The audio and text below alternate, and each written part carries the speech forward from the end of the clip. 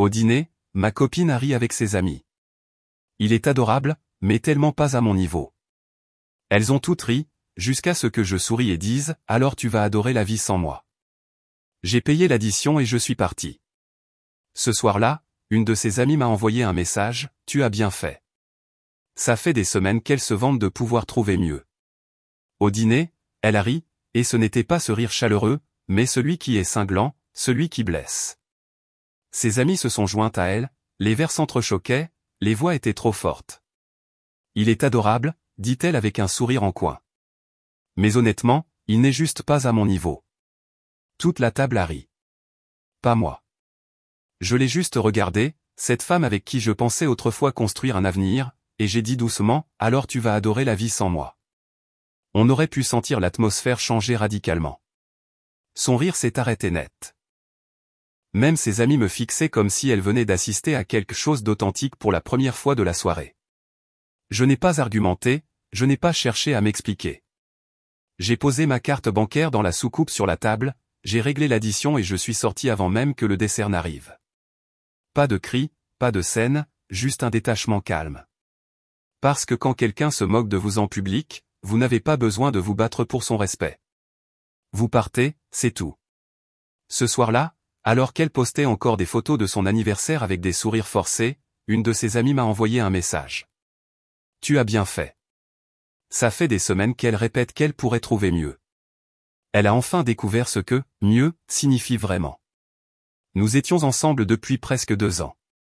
Ce n'était pas un amour de conte de fées, juste quelque chose de stable, de confortable, de prévisible. Je travaillais comme ingénieur concepteur dans un bureau d'études, de longues journées mais un salaire stable. Elle travaillait dans le marketing, un monde fait de dîners clients, de soirées sur les toits de Paris et d'histoires sans fin de réseautage.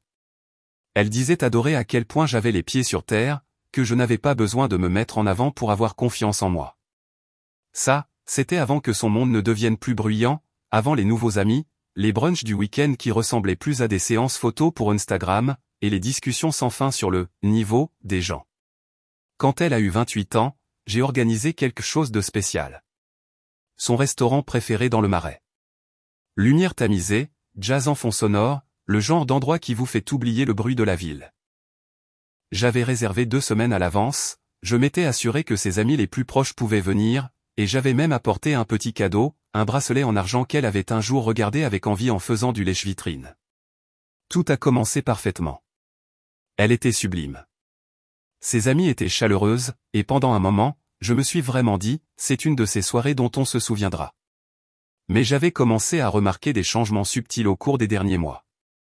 Des petites remarques sur mon travail, disant que ce n'était pas vraiment son milieu. Des blagues sur le fait que je portais toujours la même montre que pendant mes années d'études. Le genre de remarques que l'on ignore les premières fois, jusqu'à ce qu'elle commence à sonner comme une vérité qu'elle est trop lâche pour dire directement. Ce soir-là, j'ai vu tout ça se dérouler sous mes yeux. Ça a commencé doucement. Une question de l'une de ses amies, à moitié curieuse, à moitié inquisitrice. Alors, Julien, tu penses parfois à changer de carrière? Tu es trop intelligent pour rester où tu es, non? Avant même que je puisse répondre, elle m'a coupé avec ce rire sophistiqué que j'aimais tant autrefois. Oh, il est bien où il est. Il aime ses petits projets. C'est mignon. Honnêtement, le mot « mignon » est resté en suspens dans l'air. Une insulte polie enrobée de charme. Ses amis ont ri, peut-être sans réaliser à quel point c'était blessant, mais elle l'a vu. Elle le voyait toujours. C'était le but. Il ne s'agissait pas de les impressionner. Il s'agissait de se prouver à elle-même qu'elle était maintenant au-dessus de moi.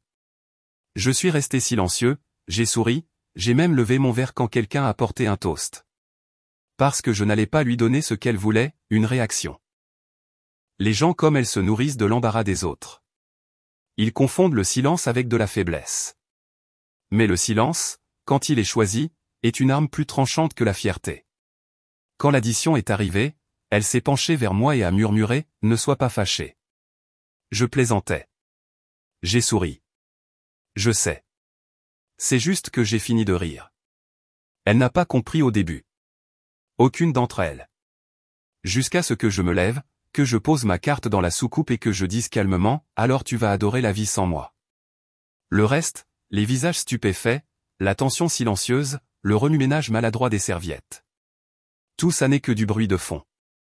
Maintenant, ce dont je me souviens le plus clairement, c'est le sentiment. Pas de la tristesse, pas de la colère, juste de la clarté. Le genre de clarté qui vous frappe quand vous arrêtez enfin d'expliquer votre valeur à quelqu'un qui ne la voit pas. Plus tard dans la nuit, j'ai rassemblé les affaires qu'elle avait laissées chez moi. Son chargeur, un de ses pulls, ses produits de beauté hors de prix qu'elle jurait que j'abîmerais si j'y touchais. Je n'ai pas supprimé les photos ni ne les bloqué immédiatement. Je n'en avais pas besoin. Quand c'est vraiment fini, on ne fait pas de crise. On devient silencieux. Je pensais que c'était la fin, jusqu'à ce qu'un message apparaisse sur mon téléphone vers minuit, venant d'une de ses amies présentes au dîner. Salut, je voulais juste te dire que tu as géré ça parfaitement. Ça fait des semaines qu'elle parle dans ton dos, qu'elle dit qu'elle pourrait trouver mieux, qu'elle reste avec toi seulement parce que tu es une option sûre. Je suppose qu'elle l'a enfin dit à voix haute. Je n'ai pas répondu. Non pas que ça n'avait pas d'importance, mais parce que finalement, ça ne faisait plus mal. Ce message ne m'a pas surpris.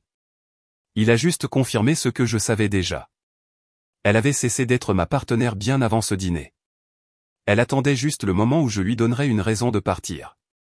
Ce à quoi elle ne s'attendait pas, c'est que je partirais le premier. Le lendemain matin, je me suis réveillé avec une douzaine d'appels manqués et un mur de messages non lus, tous de Chloé. On peut parler, tu es juste parti comme ça. C'est immature, c'était une blague, ne rends pas ça dramatique. J'ai fixé l'écran un moment avant de poser mon téléphone face contre la table. Je n'étais plus en colère. J'en avais juste fini.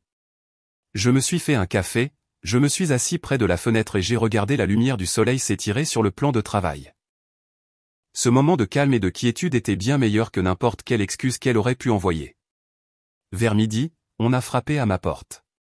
Quand j'ai ouvert, elle était là, lunettes de soleil sur le nez, cheveux soigneusement attachés, tenant un petit sac en papier. « On peut parler ?» demanda-t-elle doucement.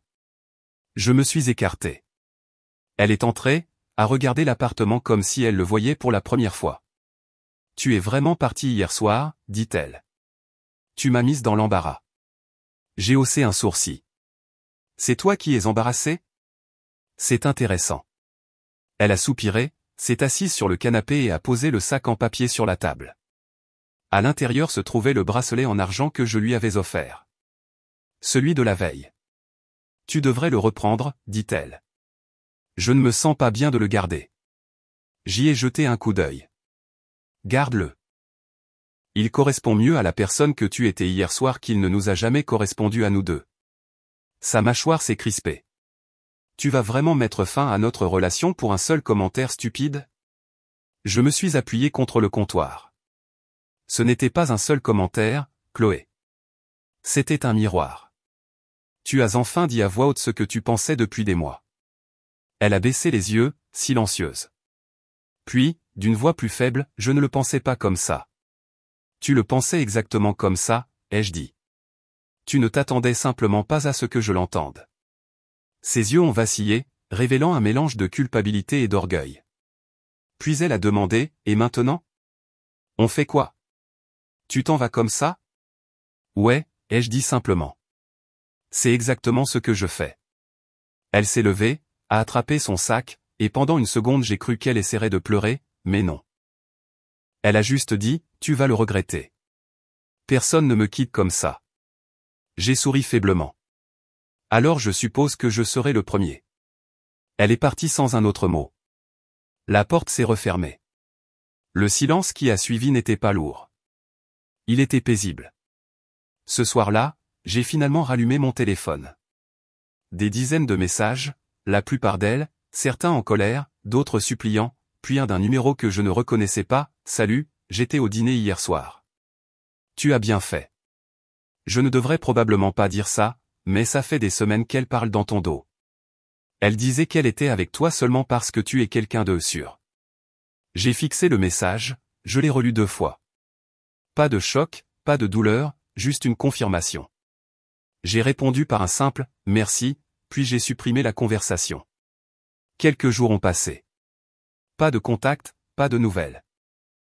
Le genre de silence qui vous dit qu'un chapitre est officiellement clos. Puis, sorti de nulle part, une amie commune m'a envoyé une capture d'écran. La dernière publication de Chloé. Une photo d'elle dans un bar, un verre à la main, avec la légende « Apprendre à lâcher prise et à grandir ». L'ironie m'a presque fait rire. Les gens aiment parler de croissance quand ils sont la raison pour laquelle quelque chose est mort.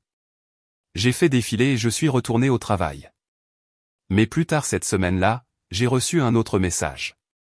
Cette fois de Léa, l'amie qui m'avait posé la question sur ma carrière. « Salut, je ne sais pas si tu veux entendre ça, mais Chloé voit son ancien patron. Ça dure depuis des mois. On le savait tous, mais elle a dit à tout le monde que votre relation était ouverte.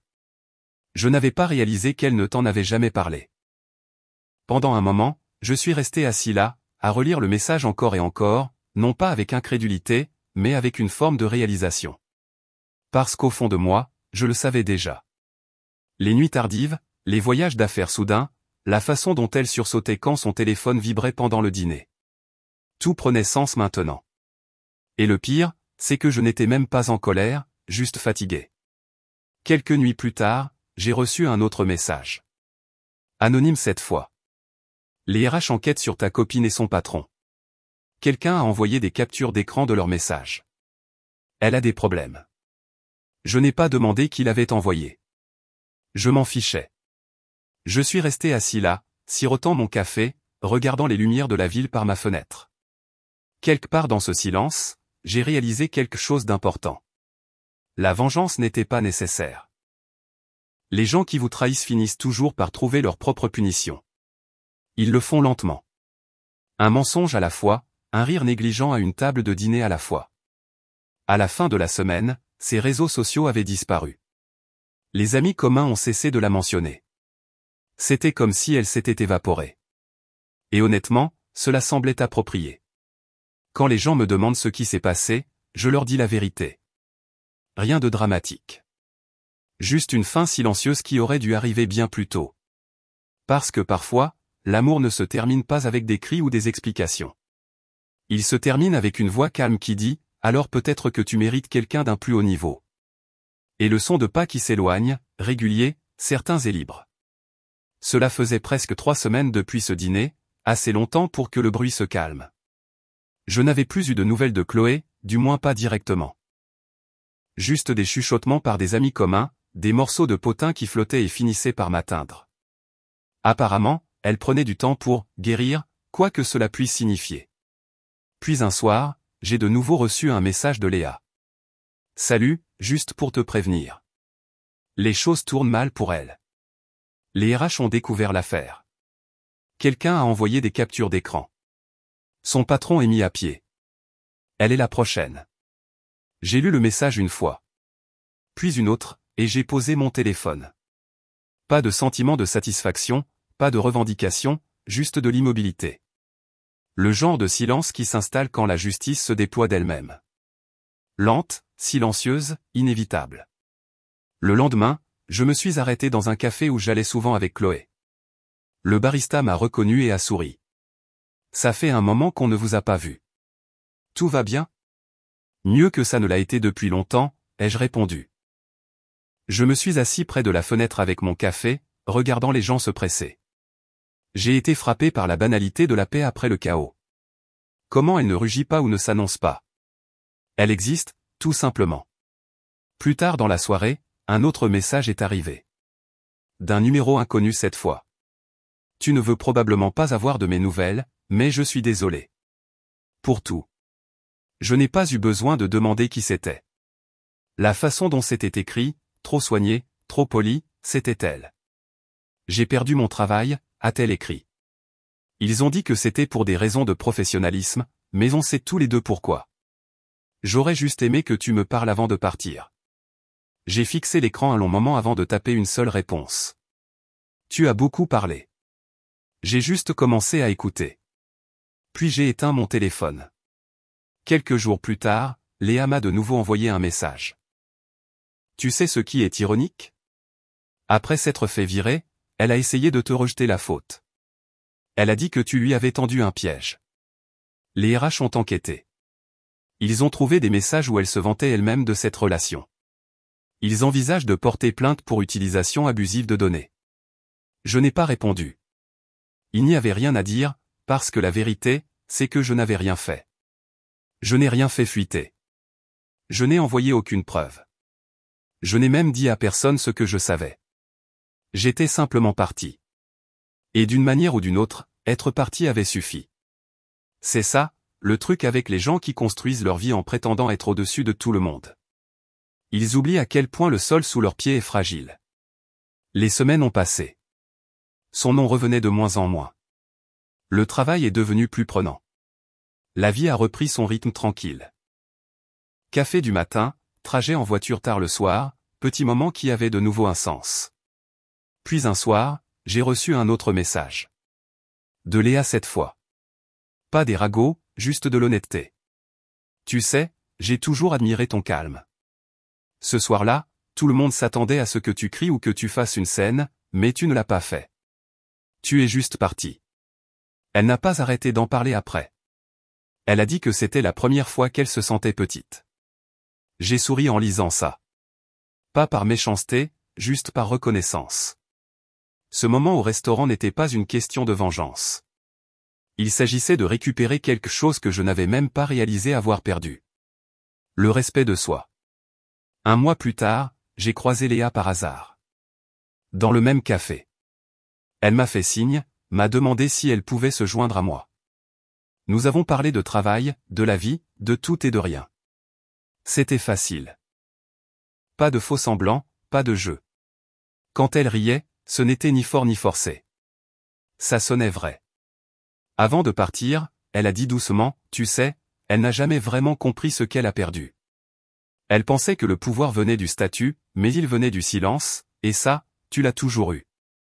Je ne savais pas quoi répondre à ça, alors j'ai juste hoché la tête. Après son départ, j'ai regardé la rue, la même que j'avais empruntée ce soir-là après le dîner. Tout semblait différent maintenant. Pas plus lumineux, pas plus sombre, juste plus clair.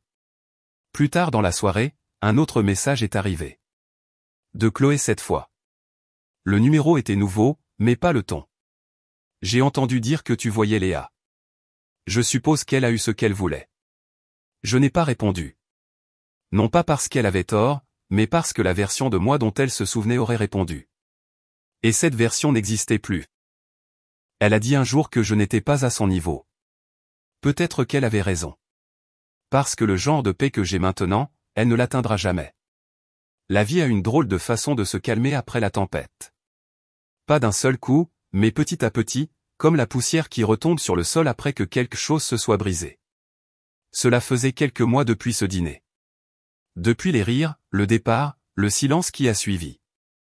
À ce moment-là, tout ce qui concernait Chloé semblait lointain, comme un chapitre que j'avais déjà souligné, fermé et classé. Le travail était stable. Les week-ends étaient calmes. J'ai recommencé à cuisiner davantage, à lire à nouveau, à faire les petites choses que j'avais ignorées quand ma vie tournait autour du bonheur de quelqu'un d'autre. De temps en temps, son nom apparaissait dans des conversations ou en ligne. Quelqu'un mentionnait l'avoir vu quelque part, ou elle postait une citation sur la croissance ou la guérison, mais ça ne me faisait jamais rien ressentir. Ni amertume, ni nostalgie, juste une étrange et calme indifférence. Parce que quand vous faites enfin la paix avec ce qui s'est passé, vous arrêtez de le rejouer en boucle.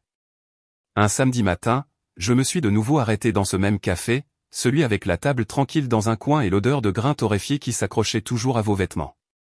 Léa était là. Elle m'a fait signe en me voyant. Tu t'assois toujours au même endroit, a-t-elle taquiné. Les vieilles habitudes, ai-je dit en souriant. Nous avons discuté. Pas de Chloé, même pas du passé. Juste de la vie, du travail, de choses et d'autres. C'était facile, naturel. À un moment donné, elle a dit, tu sais, quand tout est arrivé, je me suis senti coupable. On a tous vu la façon dont elle te traitait. Mais aucun de nous n'a rien dit. Tu ne méritais pas ça. J'ai secoué la tête. Ce n'est pas de votre faute. Certaines leçons ne s'apprennent pas avec des avertissements. On les apprend en traversant le feu. Elle a souri avec une douce compréhension. Puis elle a dit quelque chose qui m'est resté. Peut-être que le feu n'était pas destiné à te brûler. Peut-être qu'il était juste là pour te montrer qu'il ne pouvait pas supporter la chaleur. J'ai ri doucement. Peut-être que tu as raison. Nous avons commencé à nous voir plus souvent après ça. Le café s'est transformé en dîner. Le dîner s'est transformé en petits moments qui n'avaient pas besoin d'étiquette. Ce n'était pas instantané et ce n'était pas dramatique. Et c'est ce qui rendait la chose juste. Il n'y avait pas de jeu, pas de test de loyauté, pas de prétention à être plus ou moins que ce que nous étions. Juste de l'honnêteté, du confort et la compréhension silencieuse qu'aucun de nous ne voulait plus jouer un rôle. Parfois, quand nous étions assis en silence, elle me regardait et disait « Tu es trop calme ». C'est étrangement séduisant. Et chaque fois qu'elle le disait, je souriais, parce que c'était exactement la phrase que Chloé disait au début. Sauf que cette fois, ça ne sonnait pas comme un compliment teinté de condescendance. Ça sonnait vrai. Quelques semaines plus tard, j'ai reçu un email des RH de mon ancienne entreprise. Apparemment, Chloé avait essayé de contacter quelques personnes avec qui je travaillais, leur demandant si je lui avais tendu un piège. Ils lui ont dit de cesser de contacter le personnel. Ce fut la dernière fois que son nom a croisé mon monde. Je n'ai pas répondu. Il n'y avait aucune satisfaction dans sa chute. Juste un point final. Parfois, le silence est la seule réponse qui met vraiment fin à une histoire. Les mois ont passé. Les saisons ont changé. Un soir, Léa et moi rentrions à pied après un dîner. L'air était frais, le genre qui portait la faible odeur de la pluie sur le béton. Elle a glissé sa main dans la mienne et a dit « Tu penses parfois à elle ?» J'ai réfléchi un instant. « Pas vraiment, ai-je dit. Parfois, je pense à cette nuit-là. Pas à elle, juste à ce que ça a fait. » « Qu'est-ce que ça a fait ?» a-t-elle demandé. J'ai souri. Comme la première bouffée d'air après avoir retenu sa respiration trop longtemps. Elle a hoché la tête, serrant doucement ma main. Nous avons marché en silence pendant un moment. Et à cet instant, sans musique, sans bruit, sans applaudissements, j'ai réalisé quelque chose de simple. La paix ne vient pas quand tout est parfait. Elle vient quand on arrête de donner du pouvoir à ce qui nous a brisés. Quelques jours plus tard, j'ai retrouvé le sac en papier qu'elle avait laissé ce matin-là après le dîner, celui avec le bracelet en argent. Je l'avais jeté dans un tiroir et oublié. Je l'ai ouvert, je l'ai regardé une dernière fois, puis je l'ai déposé dans une boîte de dons en allant au travail. Je n'ai pas eu l'impression de la laisser partir, elle. J'ai eu l'impression de laisser partir la version de moi-même qui tolérait moins que ce que je méritais. Elle a dit un jour que je n'étais pas à son niveau. Peut-être qu'elle avait raison. Parce que là où je suis maintenant, calme, ancré, sincèrement heureux, elle ne l'atteindra jamais. Et ça me va. Parce que certains grimpent pour le statut. D'autres grandissent pour la paix. J'ai choisi la paix.